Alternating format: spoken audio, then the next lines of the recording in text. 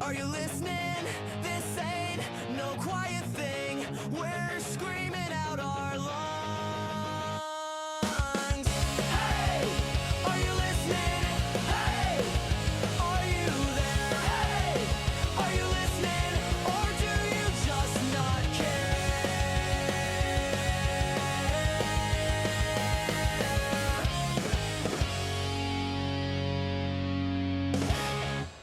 Hey, it's the end of the year. Are you listening? This is a podcast exploring the past, present, and future of Christian music. My name's Joel. I'm here with my good friend Brandon, and we connected over a mutual love of some different artists, but also have different tastes that we enjoy along the way. And so we get to experience some new stuff from each other.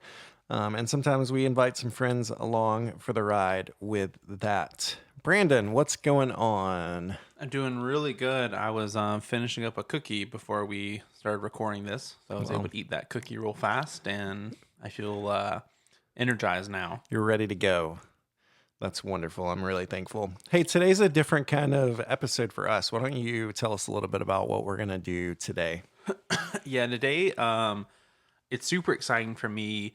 So we're going to be listing our favorite releases of 2025. It's something I used to do every year growing up. I would put it on Facebook, and I think one person would be like, cool. And so I just kind of stopped doing it. But this year's been a really good... my friend Miranda will be really excited that we're releasing this, because the first year I didn't release it, she was like, where's the list?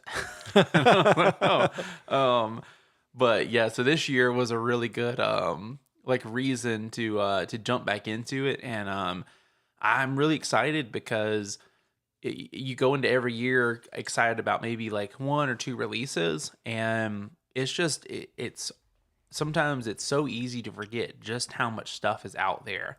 And I mean, even our list today, like, we're both going to be choosing 10 albums that stood out to us, or 10 releases. And I mean, honestly, it wouldn't be surprising if we discuss 20 different, albums. And I feel like that's really cool, that there's just so much music out there. So I hope to share some music that everyone can enjoy, and I'm really excited to get to learn about some music that I can go home afterwards and start enjoying. There might actually be a good chance that none of ours overlaps. I'm excited to see how that plays out, kind of as we get into this, for sure. But before we kind of run down that rabbit trail, what else do we need to talk about? Is there anything else we need to cover? Oh yeah, we've got a game we're playing. Oh, nice. For a second, I was like, "Oh man, I don't know what we're talking about." So I'm glad you were able to point at our game. This year has been really exciting that we got to accurately predict the Skillet Christmas single. Yes, they we released. did. We did. That was a world premiere from Hey, Are You Listening? Yeah, so we're gonna double down on that, Okay. and we are going to predict some more stuff from 2026. Awesome. It's going to happen. So in the past couple of years, we've been seeing a lot of bands return. It'll be like a reboot of a band, or maybe their front man steps away and they bring someone else in. So what we're going to do today is that we have a pile of bands that are either on hiatus or they have disbanded. And then we're also going to have a bowl of front men and women who are going to step in and now lead these bands. Okay. All right. So We're going to make some bold predictions. Oh, we are. So if you want to, Joel, I can draw the band, and Okay. then you can tell us who is going to be leading this. That sounds good. Let's do this. All right, let's start off with Hawk Nelson. So Hawk? Hawk Nelson is coming back. Are they officially done? Done. I- That's funny. I I think because Jason's doing his own thing, and then I think the rest of them kind of just disbanded whenever John left the band. So yeah, I don't think they've Hawk Nelson has not performed since John. I think that maybe a original member or two have performed with Jason, just Okay. like at random shows. But Gotcha. yeah, they're coming back in 2026. Joel. Okay. Well, let me just let you know who is going to be taking over this. Who's going to be singing some punk pop? Who's going to be up front for this? It is going to be Brandon Lake. Brandon Lake. There's no way that's going to happen. Can we make a prediction on our prediction? Yeah. Are you okay? Let's are you buying that ticket or are you skipping it? No, I'm hardcore skipping You're that. skipping it.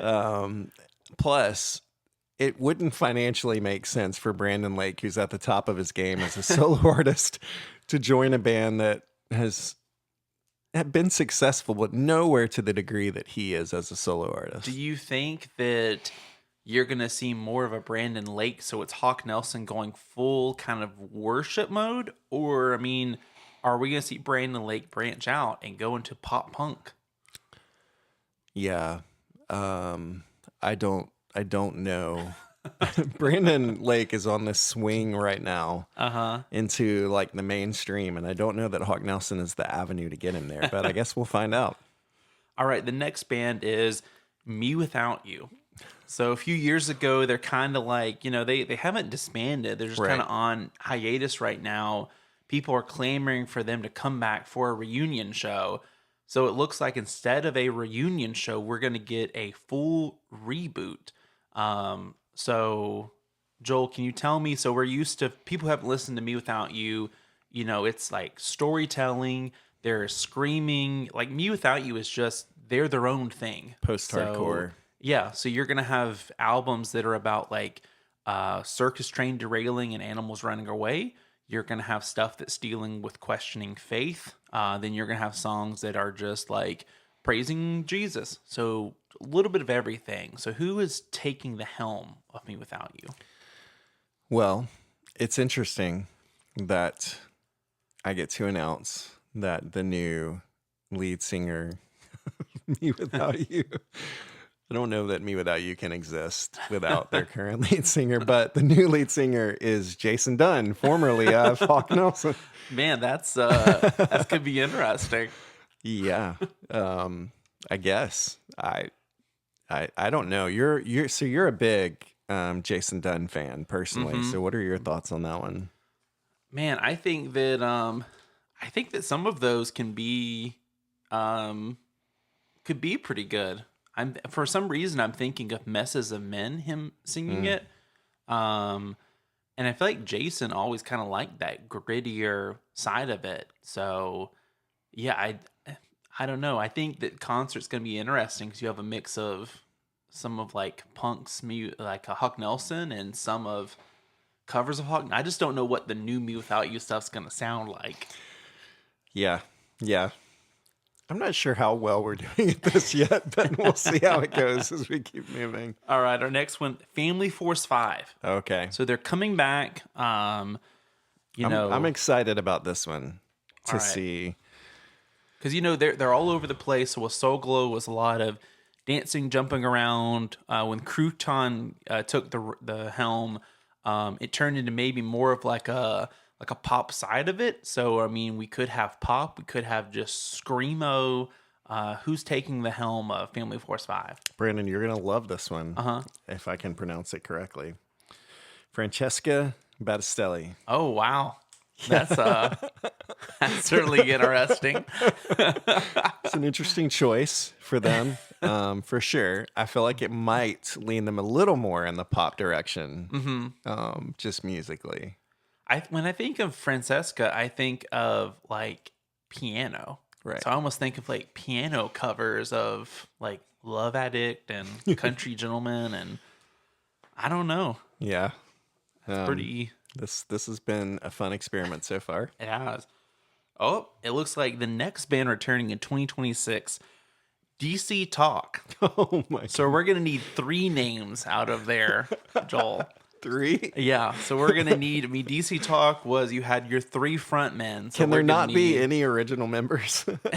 No, they're all Toby's doing his thing. The others are doing their thing. All right. So the new frontmen of DC Talk are David Crowder. Do you think he's like the Kevin Max of the group? I can see that working. Okay. I'm there so far. Andy Mineo. Okay, So he's like the Toby of the group. sure. And Jamie Grace. Man, that's interesting. So Crowder, Andy Mineo, Jamie Grace. Brandon, I'm hoping that we're wrong on pretty much all of these so far.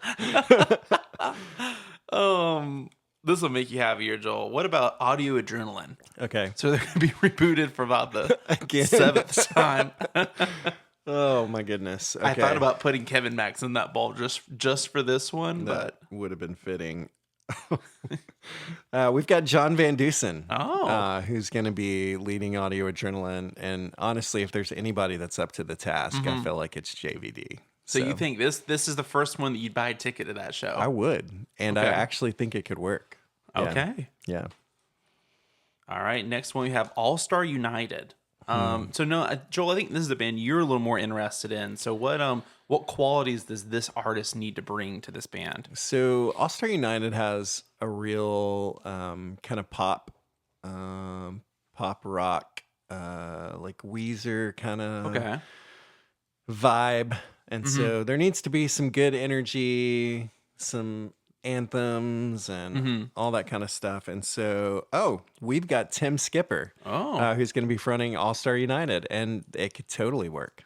Okay. It could totally work. It looks like we're starting to turn the corner a little bit. Yeah, that would be one that you would go to. Mm-hmm. Yeah, you would be there. There we go. I've bought a ticket to that one.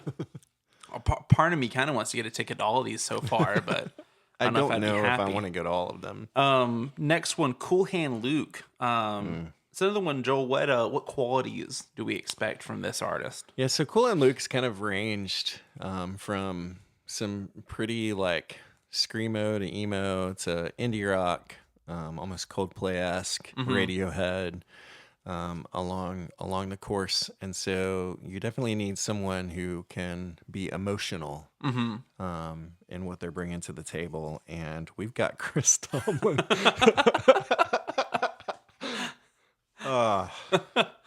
Yeah. My friend Mark Nix from Cool and Luke. I don't know how he would take that if Chris Tomlin took the reins of All Cool right. and Luke. Our final special announcement is OC Supertones. So this is ska. This is man, I'm trying to think how would you maybe like differentiate them from like Five Iron Frenzy? Like So maybe they're the Mighty Mighty Boss Tones of Christian ska. Okay. Pretty like standard third wave upbeats. Yeah. So it's almost like a little bit of like a rap singing okay. kind of thing that you got going on. So it'll take the right person. And honestly, Phil Wickham maybe could be that person. I don't really know.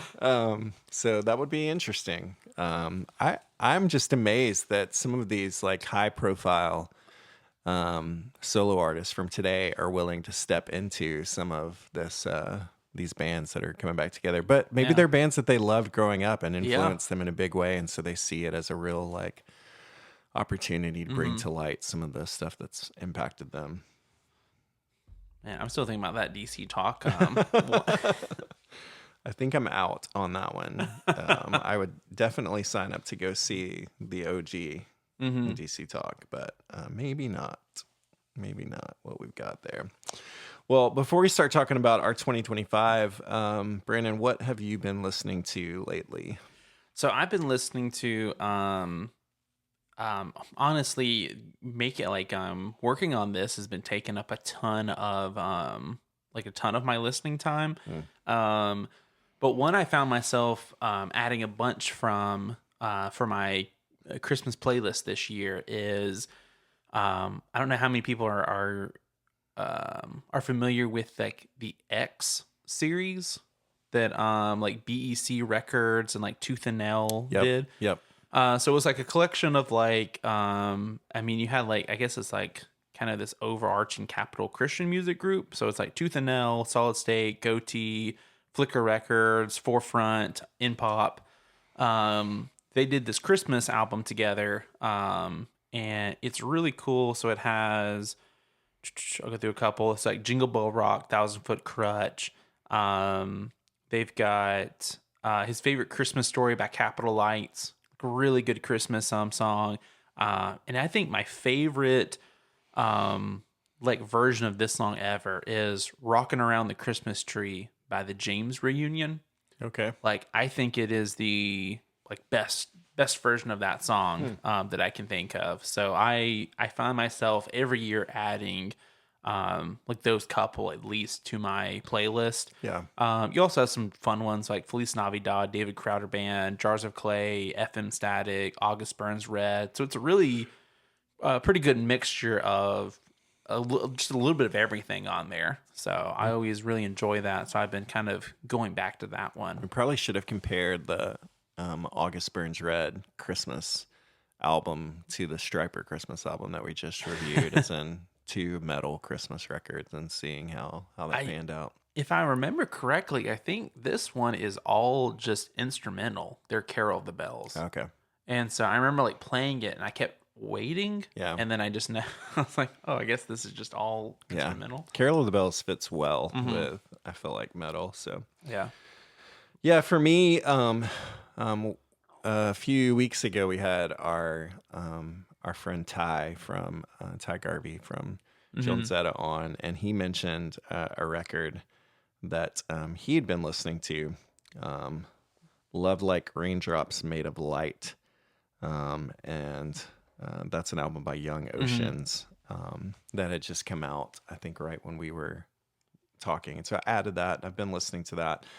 And that's been a cool listen. There's a lot of, it's mostly like pretty chill, acoustic, but there's like a lot of sonicscape around it. And so it's a really interesting listen and some really good songwriting. And so I have some Young Ocean stuff on like some of my playlists, like Advent playlists and different things. But I've really enjoyed listening to that like new record that they put out. So I need to throw something out. I just realized that James Reunion, you want to take a wild guess who their drummer was?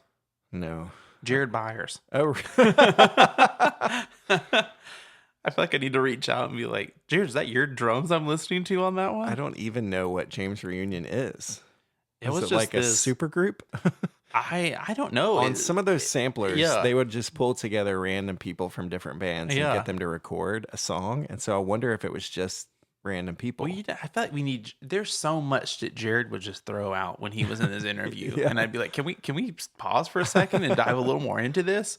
So I feel like we touched on all of his the big bands he was in. Yeah. We just need to go back into let's go into all these smaller bands that you We're played going to have for. to have Jared back. I did just notice that Bleach just got announced for Audio Feed for 2026, that music festival that happens in Illinois in the summer. And that's one that I've been like threatening to go to for several years now. And so maybe this is my moment. That John Van Dusen's played the last 2 years and I haven't gone. And of course, this will probably be the year he doesn't play. But I've just never heard someone say, I've been threatening to go. I have been.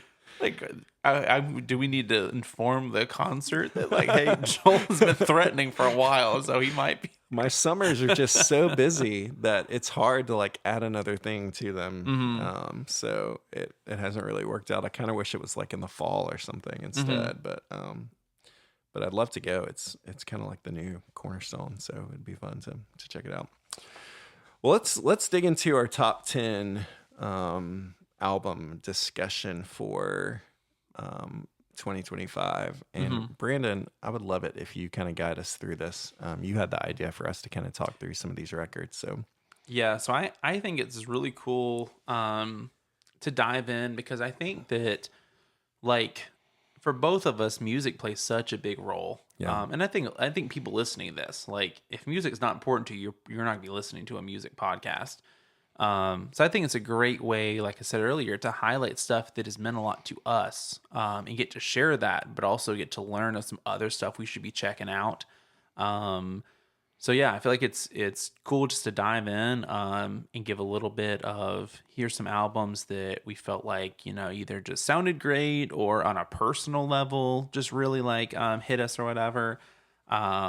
So I will say that like for the first time ever, I included EPs on my list because I used to always have a rule that it had to be an album, and an album is minimum 10 songs. So like I used to be very strict on, I don't care if it's 9 songs. You're not an album. You're just a weird long EP. So this year I decided to add some EPs on, just because I found myself like enjoying just these like random little pop-up releases. And I feel like I was thinking to myself, sometimes it's harder to do that with an EP because you only have like 3 or 4 opportunities to enjoy it versus an album. It's like if you have a 15 song album, you can have 5 songs on there that are bad, but you still are packing 10 songs, like 2/3 of the album's awesome. So yeah, so I guess I'll go in. I know let me give a kind of opening thought too on this. And so I know that this is a podcast about the past, present, and future of Christian music. But Christian music isn't the only music that I listen to.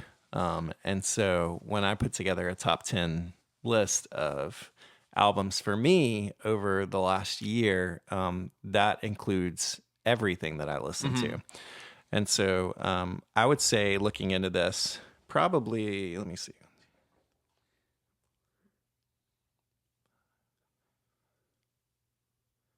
6 out of my 10 actually fall into that category, but there are a few secular records that have stood out to me in a big way this year. So I'm covering it all. We're going everywhere. No, I think that's good too, because I mean there's stuff on here. Like I mean there's one that we'll eventually get to that they have like an explicit song on there, which I feel like it's, I don't know, growing up, we were taught there's like levels of bad words. So I remember when I saw the explicit, I was like, that's not like a level 1 bad word. But I was like, I guess the record labels disagree on Brandon. So like, I feel like that's cool because like, yeah, you don't want to be sitting here and have someone be like, oh, they only said Jesus 5 times on this, or whatever. And I mean, there's bands out there that aren't Christian at all. And sometimes they'll release stuff that, like, I remember one time there was a Green Day track I was listening to, and all of those members are very like clear about being like agnostic, right? At the least. And I remember years ago there was a track they released, and I listened to it, and I was like, it's so weird that as a Christian, I agree so much like with what they're saying. The difference is that I'm like, yeah, that's why we need more Jesus, whereas they're like, yeah, we need less of.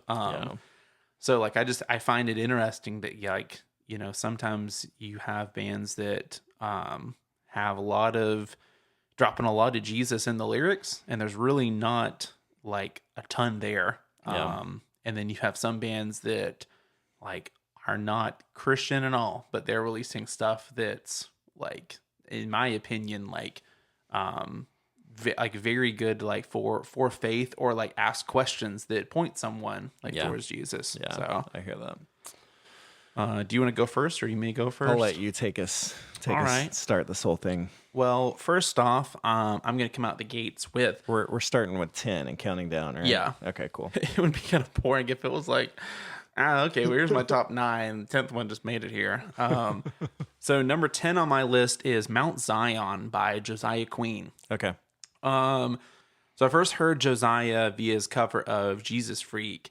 And I'm not really sure what category this album falls under. Because there's people that are saying he's like in the folk category. Some people saying he's in the worship category. And, I think what's nice about this album is that it just like, I don't know what category it falls under, but it feels authentic. Yeah. So I found myself just really, really enjoying it. And as someone who usually pushes back on some stuff that's like labeled worship, I found myself thinking like, yeah, like I don't think this stuff isn't doing what I sometimes disagree with, like that genre. I just found it very authentic. Also bonus points because they featured Gable Price on a track. And by the way, so like on each of these, I kind of like highlight a track that I'm like, this is my favorite track. Or if you just check out a track on here. And then my favorite track, it would be Thief in the Night. It features Gable Price. I feel like it's not as like maybe on the radar as the other ones, like Steal My Joy or whatever, Right. or Dusty Bibles. But yeah, that's my number 10 album right there. Cool. That's good. That's one I need to check out. I know I see Josiah Queen everywhere, but I haven't spent a lot of time digging into his music. And so I will go with your song recommendation and check that one out. So number 10 for me is a band that I've been listening to probably for around the last 10 years or so. And it's a band called Lord Huron. And they just put out an album back in July called The Cosmic Selector Volume 1. And my favorite record by Lord Huron is an album called Strange Trails. That's it's just a killer album from beginning to end. There's so many good songs on it. And they're kind of like an indie, they're hard to describe. Like during COVID, my family went camping a lot. And if there was any music that to me felt perfect for riding through the mountains, it was Lord Huron. Their music's just like grounded and earthy, and but yet indie rock and like Elvis influence. Like it's a weird combination of things, but it's so good. And I feel like some of their recent albums have been kind of just a miss for me.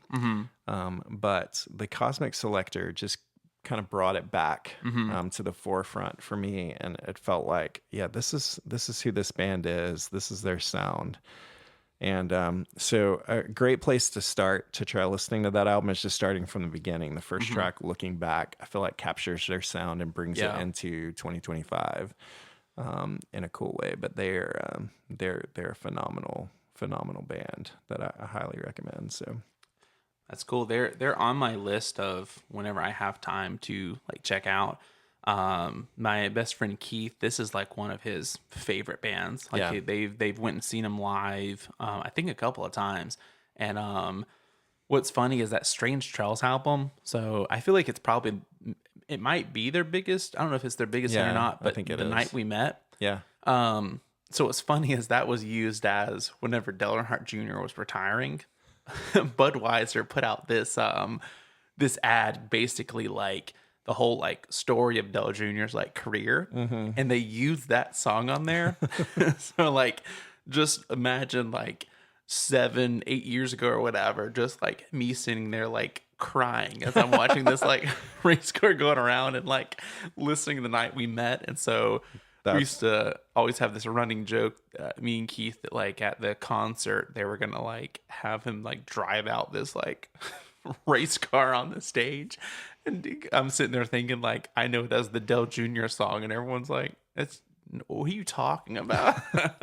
That song will totally do it. And yeah, that's such a good song and such a great album. So, but yeah, I've really enjoyed their new one too. It's been great. My next one is it's a artist you introduced me to. It's As Long As I'm in the Tent of This Body, I Will Make a Joyful Noise by John Van Dusen. Yeah. I don't know if you get bonus points or deduct points for having a name that long, but I'll leave that to the listeners.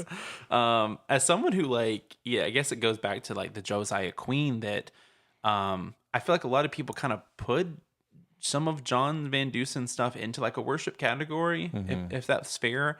But as someone who like isn't the biggest like listener of that, I found myself really loving this album. And I just felt like it had a lot that like kind of is missing from a lot of like modern worship songs. And I guess it's kind of echoing what I said about like Mount Zion. But I just felt like it was kind of like, it's almost like you're going through his journal. Yeah. Like if you told me right now that you're like, oh yeah, each track of this is like a day he wrote about, or whatever. Like I would believe you. Like it just felt like this was, I want to tell these stories and I'm going to tell them. Like it's not, I want to cut out this because the record label needs me to do something a little more like this or whatever. My favorite track on this was Anything Other Than What I Am Right Now. Yeah, it's a great one. I'll have more to say on this album later. I figured. But yes, you feel like John is inviting you into like a personal conversation that he's having with God. Yeah. And for an album to be such like it's like a personal worship record. These aren't songs you would sing corporately in church. Yeah. But it's like a personal worship record, and being invited into those intimate moments somehow, it never comes across as like cheesy, but it always feels really genuine and authentic, and I love it. Yeah, I'll talk more about that in a little bit. Number 9 for me is an album by a band named Anxious, and I didn't know anything about this band until in 2024, I went to Furnace Fest and was listening to the bands that were going to be playing at Furnace Fest just so that I could see who do I want to go see when I show up. And I caught some of their music and was instantly like, yes, this is really good. It's like 2000s Midwest emo mixed with a little bit of like a modern sound and a little more production. And that Midwest emo sound is like the sound of my band days, my touring days. It's just like I'm always going to have a super special place in my heart for it.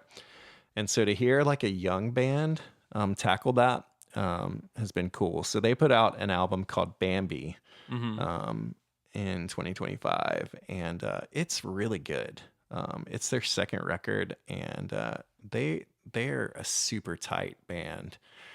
Do a lot melodically, a lot musically. There's a lot of cool like time signature stuff, and they're really really good, and it's a great record. So I recommend. Again, I mentioned this before, but like start at the beginning. Never Said.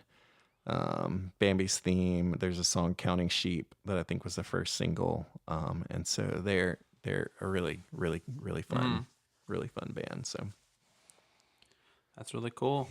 So my number 8 is the Everything You Ever Wanted EP by Grace Graber.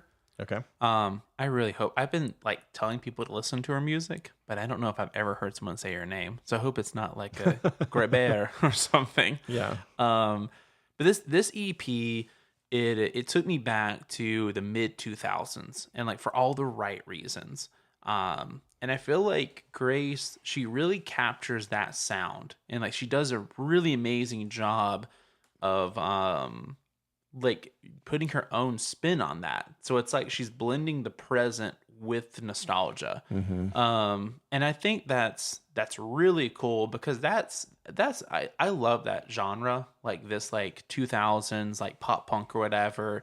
But it's something that can honestly, it can grow, like you can get tired of it pretty quick. And so like it made me, when I was thinking of kind of like placing this, I kind of thought to myself, like, it was really good, but like I wonder what would it look like if there would have been 6 more like of these tracks on here. But there weren't, so it just made it to like number 8. My favorite track on this was she does a cover of Everything You Ever Wanted by Hawk Nelson, and just does it like really really well. And I think just a track like that, like I think for a lot of people, like that and Zero were 2 tracks that just a lot of people felt like that's me. They're singing about me. yeah, So it's just cool when you can take a track that has a really personal feel and make people love it, instead of just, wanting to turn off and run back to Hawk Nelson's version. Yeah. that's cool. You're gonna have to send that one to me so that I can check that out, because I haven't listened to any of her stuff yet, but I would be really interested. I think to be able to do that. So number 8 for me, a band that I've loved for a while, The Head and the Heart, put out a new album called Aperture this year. And I don't know if you've ever listened to The Head and the Heart, but their self-titled album, The Head and the Heart, is one of my favorite records of all time. There's not a bad song on it. There's just you feel like you're in the room with them on that entire record in a beautiful way. It just feels really present, and it feels like just a group of people that like love each other, sitting around singing songs together, and the harmonies and the melodies and like everything just works so well on it.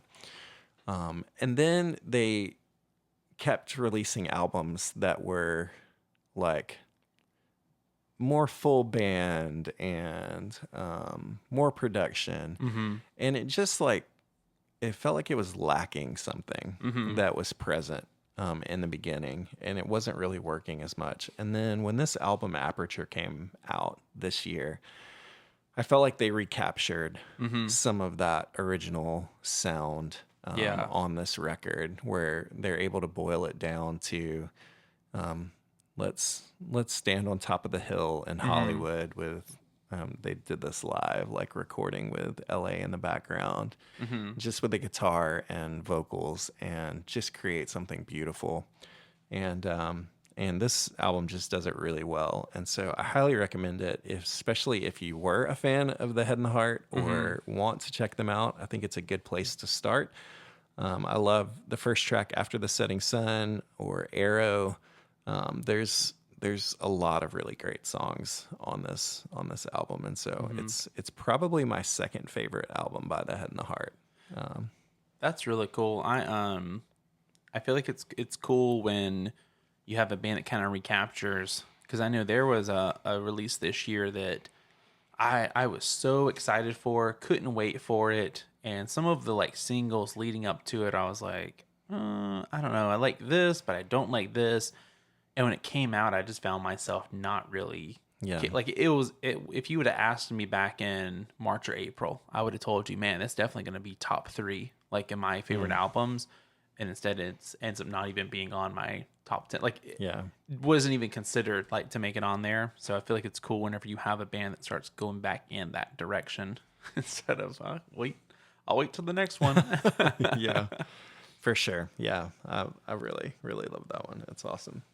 Moving into number 7. So my 7th favorite album of the year is Heaven on My Mind by Toby Mac. For me, I really love learning the background behind an album. Like, to me, it means a lot when I know, like, what are they going for, or like back in the day when I first found out about Jack White. Like, it was so cool where it would be, he's recording this on machines from like the 70s. You know, it just stuff like that, where I'm like, I love this album so much more because I'm like, hey, do you know, to get this sound, they had to like put so many amps around this piece of metal and hit it with this thing to like create the sound that didn't exist, you know, whatever. And with this one, it's really interesting because it's on the heels of his son passing, but as well as his like best friend Gabe. And anyone who has ever been to like a Toby Mac show or knows Toby, like Gabe was always there and all. And so for me, like, I just find this album super like genuine, and I just think it's like, it just feels as though this is what like Toby's going through, these moments of like praise, but then these moments of like, man, I'm still walking through this, or hey, if you're here with me right now, I'm with you. Like, I'm, you know, we were talking about that recently. Just when people's going through something, not just saying, well, like, God's got this, or like, I've been there.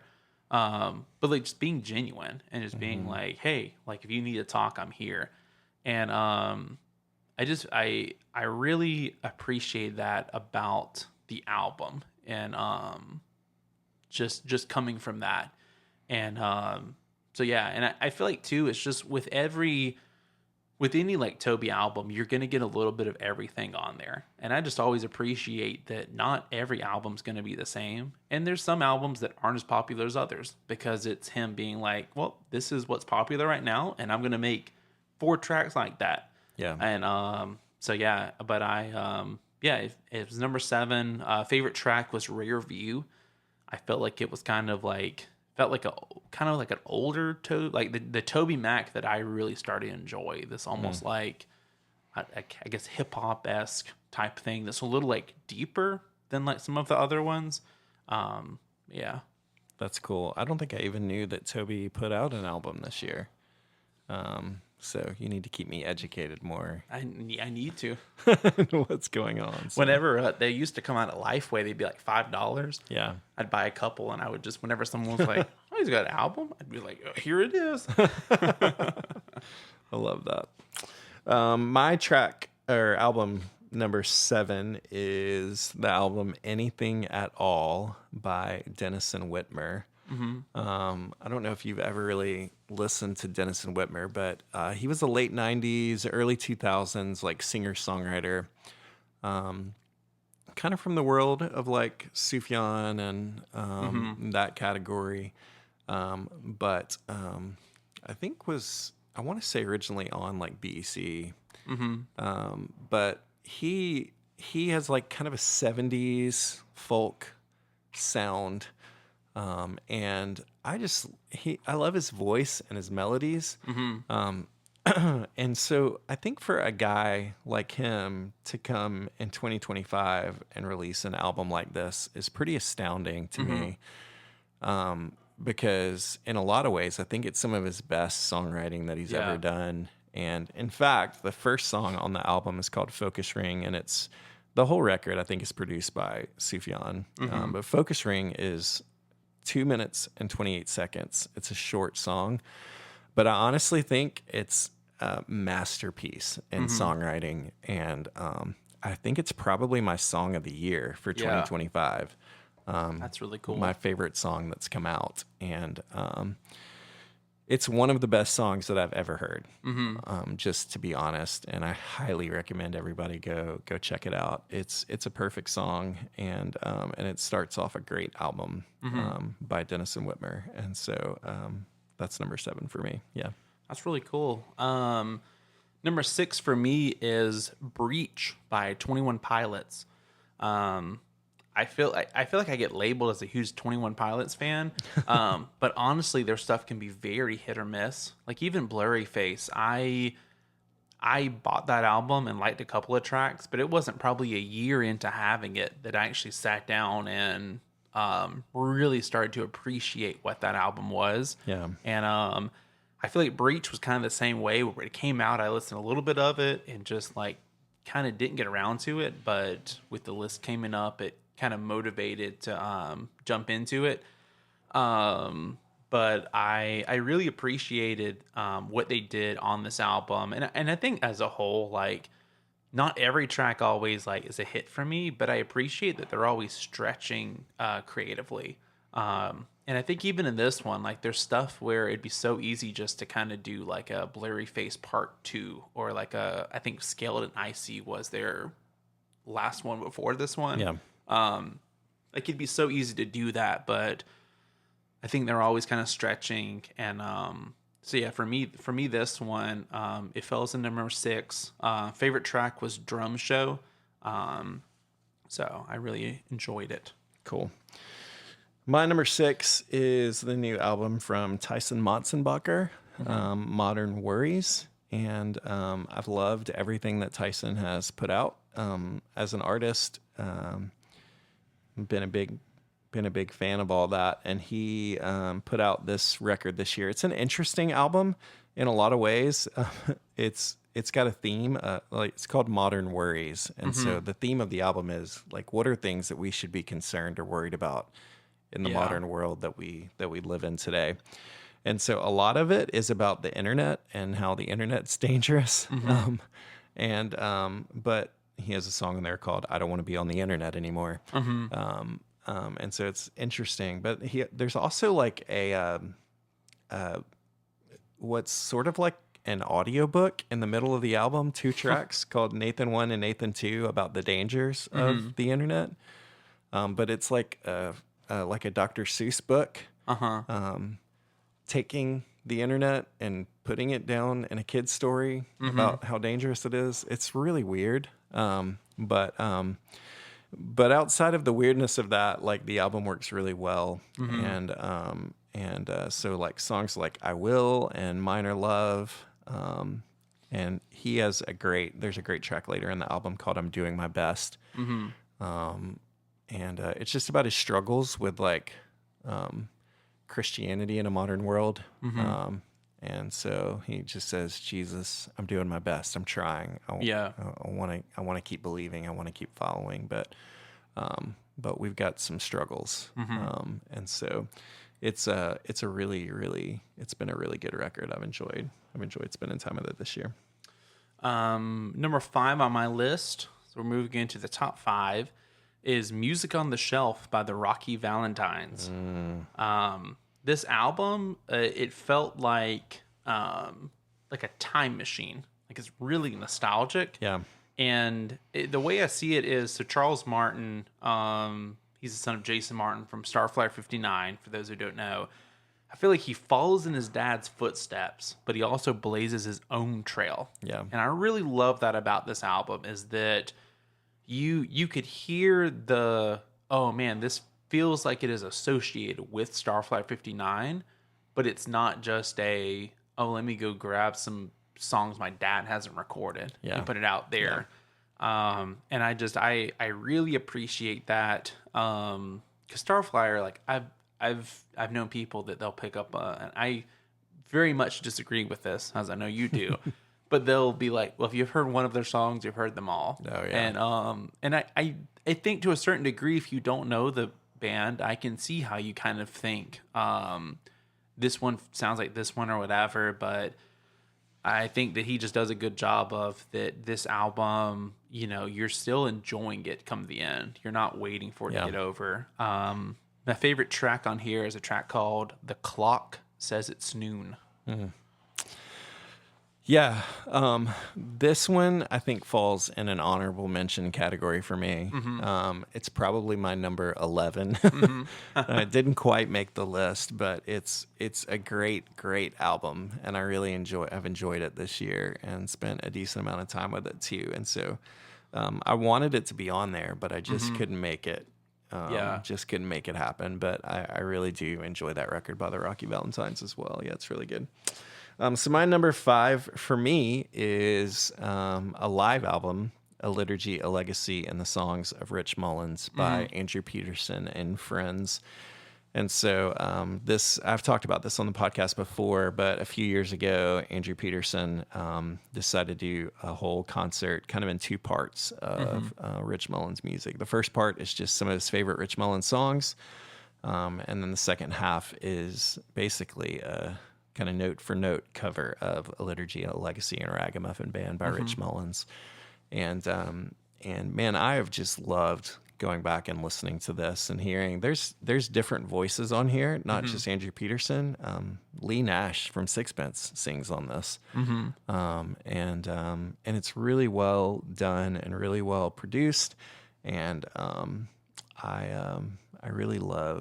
I've loved listening to this and kind of reliving the songs of Rich Mullins, but my favorite album by Rich Mullins as well. And so I'm super thankful that Andrew Peterson decided to put this out and make it happen. That's really cool. That's I didn't get around a chance to listening to it, but that's definitely on my listen. Yeah. I don't know why I said that twice. Your listen list. Yeah, my listen. There's my listen list. Then there's the listen list. So my 4th favorite album or release is the St. Augustine EP by a band called Small Town Poets.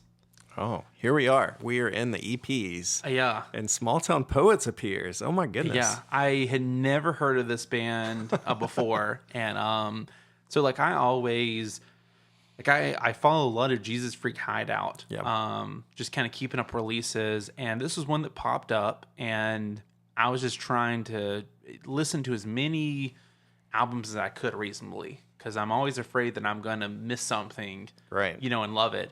And this one, I think it has like 4.5 stars, and I'm like, well, if they think it's that good, like, let me go like check it out, because a lot of indie stuff, like, Yeah. this is the kind of stuff you don't, they might have 3,000 monthly listeners on let's say eBay, on Spotify.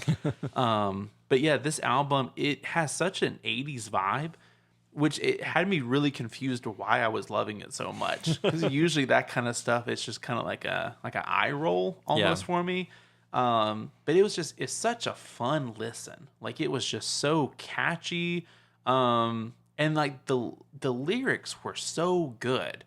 And like they were just like, there was so much condensed without like overstaying their welcome. Yeah.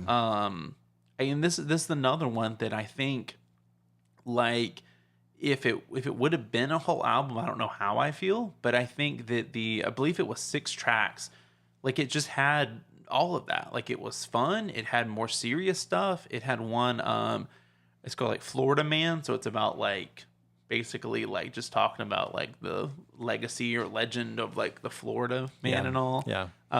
My favorite track on this one was All the Voices. That's fun. So Small Town Poets was a 90s forefront band. And their first album, which was self-titled, I listened to like crazy. They were kind of like the Christian Gin Blossoms. Okay. And the Gin Blossoms were a band that I loved a ton back in middle school and high school. And so when they came out, man, I was all in on Small Town Poets, and I haven't checked that out, so I need to listen to that. In fact, my band Bellador recorded our record with a guy named Matt Goldman in Atlanta, and Matt was the drummer for Small Town Poets. How do you I don't know that he still is, but he was at that point in time. And so that's kind of a cool thing, but I love that. So my number 4 is the album Forever Phase by Paul Meany, which I don't know if you ever got around to listening to that one, Brandon, but Paul was the lead singer of the band Mute Math, and he is the producer for 21 Pilots and has done a lot of stuff with 21 Pilots. And so as someone who loves 21 Pilots, I think you would absolutely adore this album by him. But I have really, really enjoyed listening to it. I was a huge Mute Math fan, and really bummed that they haven't made music in a while. They're a band from New Orleans. But Paul, putting out his first solo record, man, it's good. And I love that he's really upfront about his faith on it. I just really, if you ever listen to Mute Math, or maybe you're into the 21 Pilot sound, or I don't know, you just like a guy that can sing like crazy, and just his vocals are amazing, and he's such a great record. So I highly, highly, highly recommend. And you can just go to the first track, Hold the Record, and get a sense of what the whole album is like. It's really great stuff. That's awesome. Well, now we're moving into the top 3. So I'm pretty excited to see what was on the what do you call it, like podium or whatever. Yeah.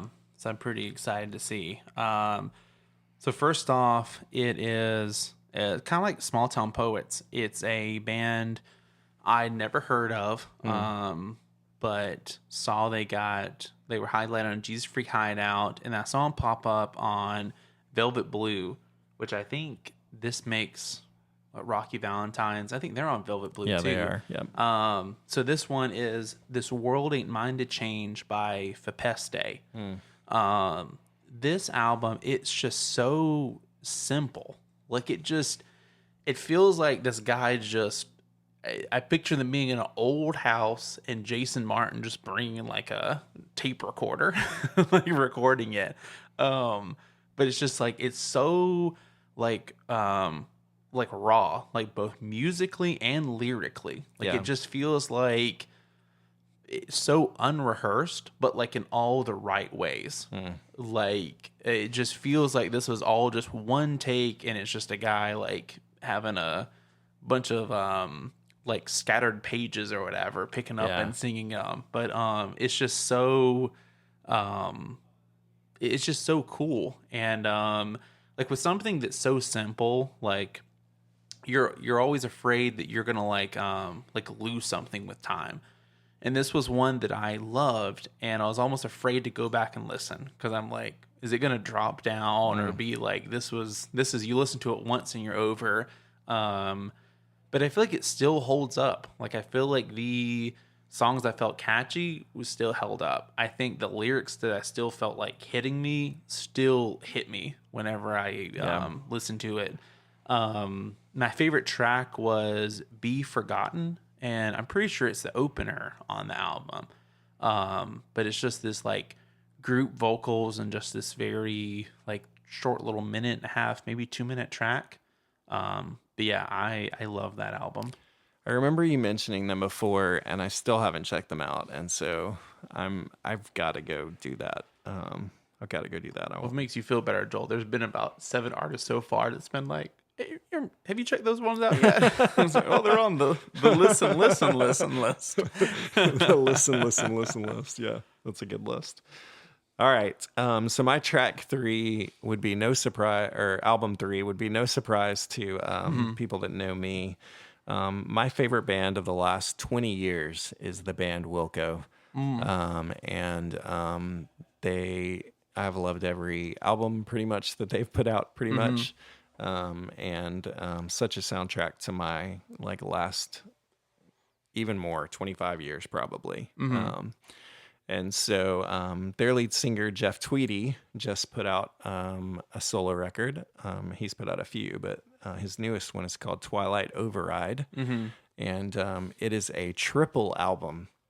So there are 3 albums that make up the album Twilight Override. And it's the best solo record that he's ever put out by far. And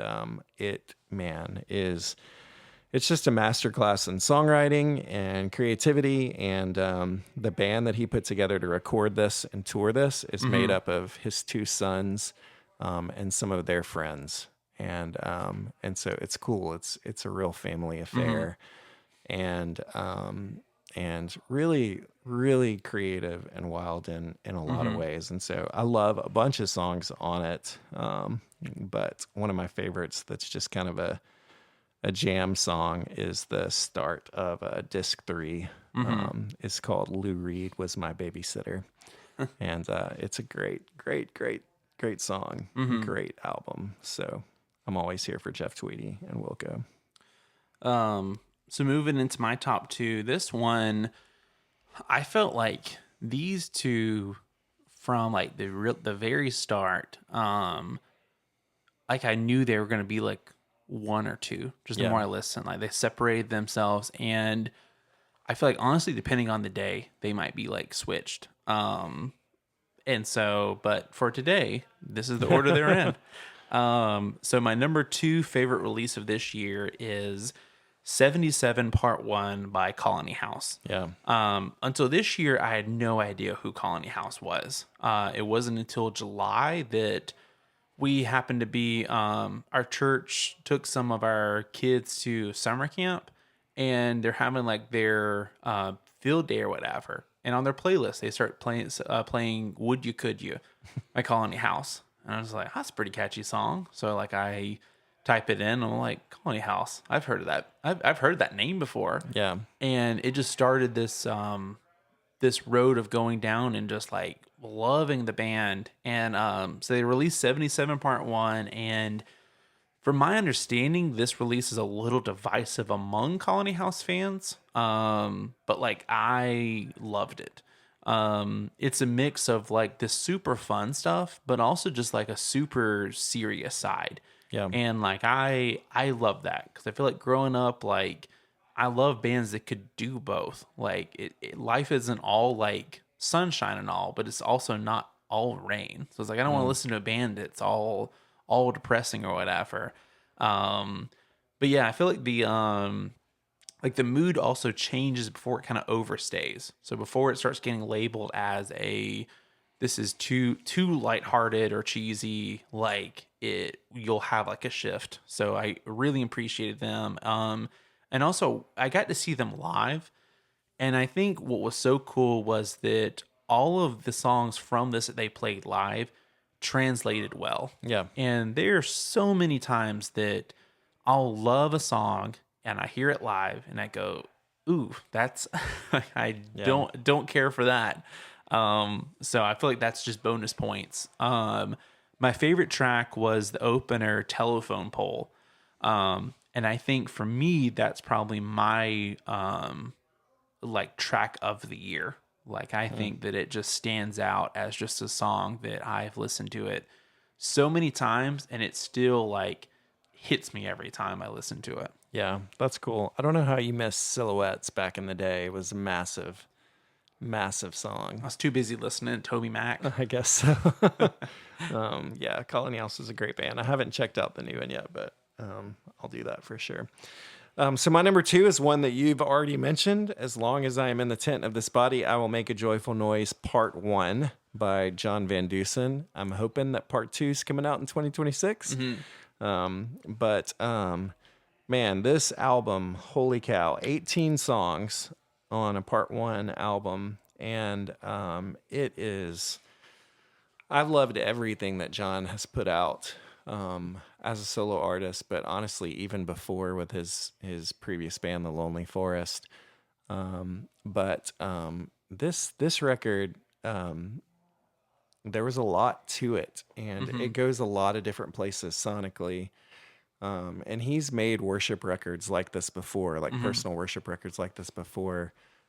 His I Am Origami Part 2 is probably my favorite worship album. And I still think it's probably over this one for me. But man, this album has grown on me. And he released a lot of these like single by single before the full album. So like at least like 6 to 8 songs were already out before the full thing dropped. And so I got to experience it in pieces as it went. And I felt like that helps with an 18 song album, just to kind of get to know some of them. But the first song I heard off of it was Jesus of Nazareth. And it's a killer song. But I think we've talked about this already, but just an album where John invites you into his conversations with God.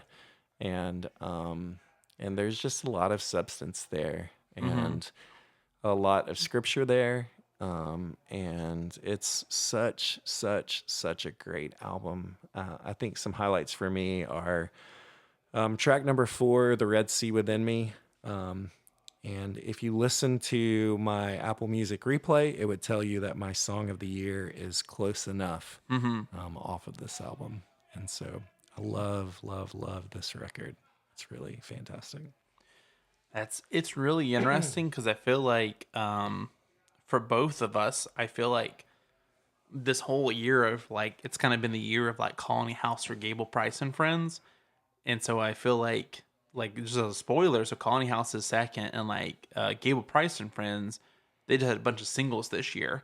So like they're not number 1, and I feel like going into it, I was like, oh, the John Van Dusen album's gonna be. So I feel like it's kind of a mystery. So I'm kind of excited to get to kind of share mine and get to hear what your number 1 is. Yeah, I can't wait to hear what your number 1 is. So my number 1 is the Stronger EP by The Last Bison. Okay. And like the only problem with this release was that it's only 4 songs. Each song was just so awesome. And so Last Bison is a band that I love. Like I've loved them ever since I first saw them in concert.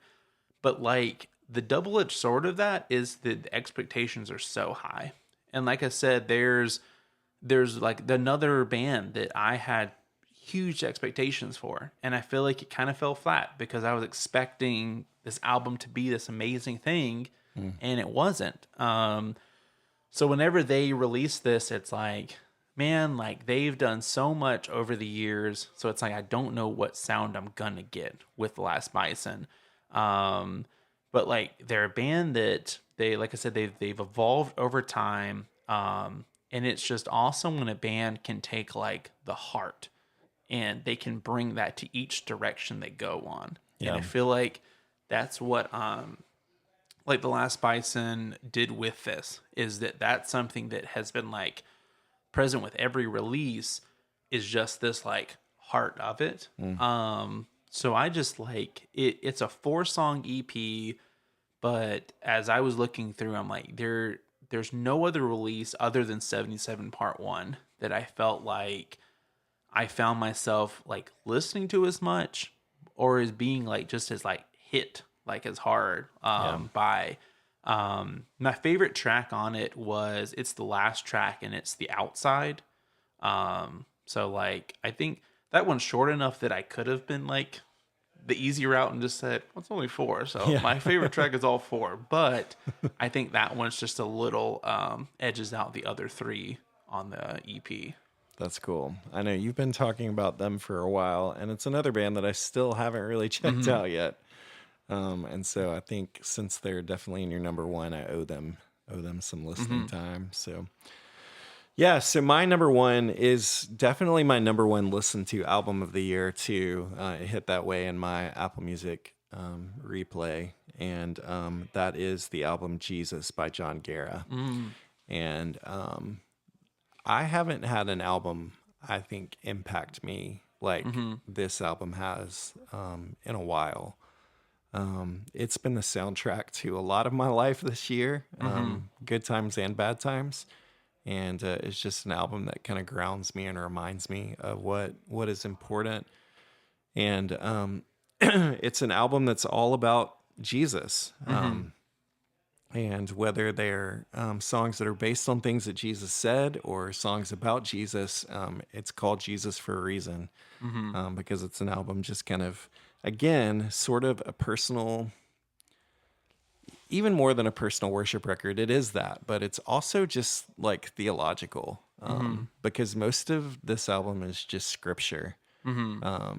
Scripture put to music. Like the first song is called "In the Beginning Was Love," and it's basically John chapter 1 put to music. And it's gorgeous and beautiful. And I've listened to this so many times. And if you asked me to pick a favorite song on it, I don't think that I could. I honestly would say every song, like you just said.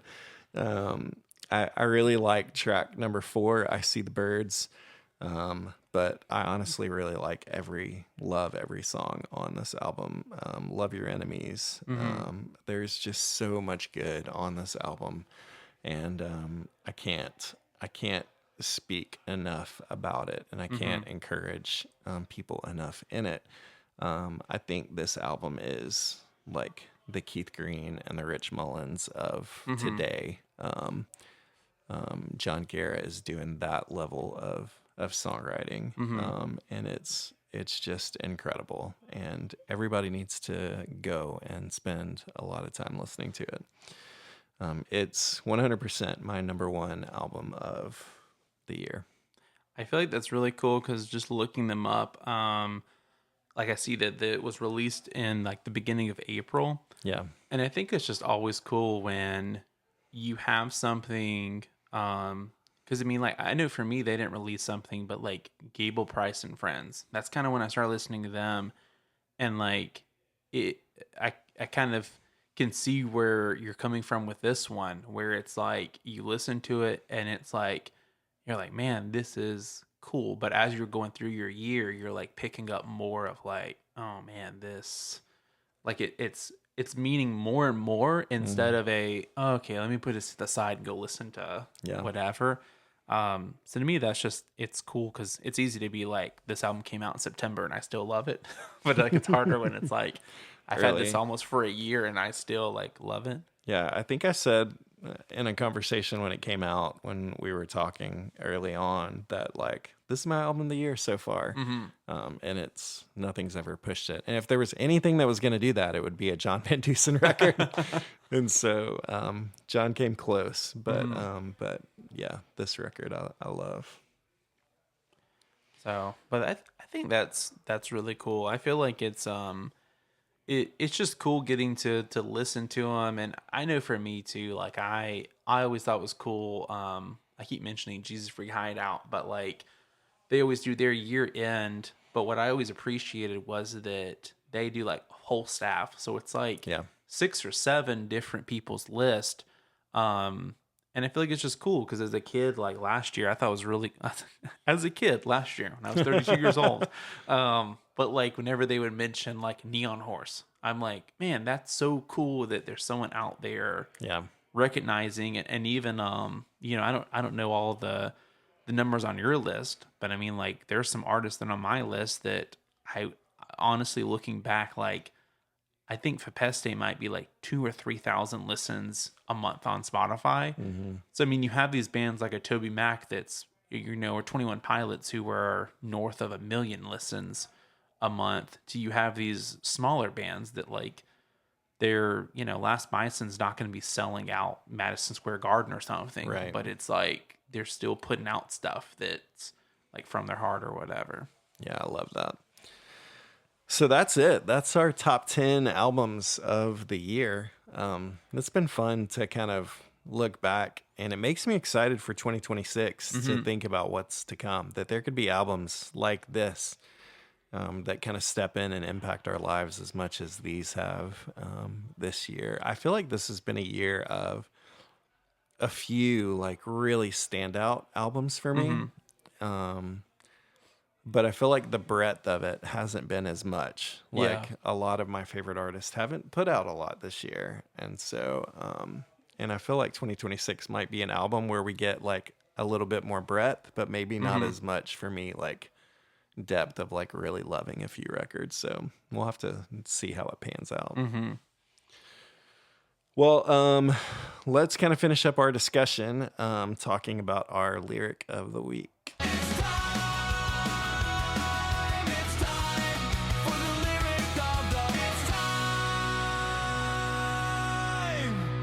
So our lyric of the week this week is from the namesake of our podcast, Starflyer 59. I pulled a lyric from the song Just Try off of Everybody Makes Mistakes. So this is how it feels when you've got no one. So this is how it feels when you've got no home. I don't want to be alone, sitting by a no-ringing telephone. I don't want to be alone, so we'll just try. Just try. I love that album, and I love that song. So it's fun. We'll always, on these random weeks, try and throw out a Starflyer 59 lyric until we cover another Starflyer 59 album. So, well, Brandon, this has been fun. Thanks for being willing to dig into your 2025 with us. And I'm excited for us to step into next time that we have an episode come out. It's going to be 2026. Who knows what's ahead? Oh, we do. We predicted. Get ready for that Jamie Grace and David Crowder and Andy Mineo treat. All right. So there's some interesting things ahead for 2026. So we're looking forward to seeing. We'd love it if you guys keep joining us. You can find us on Facebook, Hey Are You Listening? On X, Hey Are You Pod? And come subscribe to the podcast. Leave us a review, and we will talk to you in 2026. Hey, are you listening? This ain't no quiet thing. We're screaming.